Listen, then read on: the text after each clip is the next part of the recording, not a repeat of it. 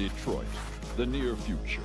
Officer Alex J. Murphy and his partner Ann Lewis fight to rid the decaying city of the criminal element which infests it.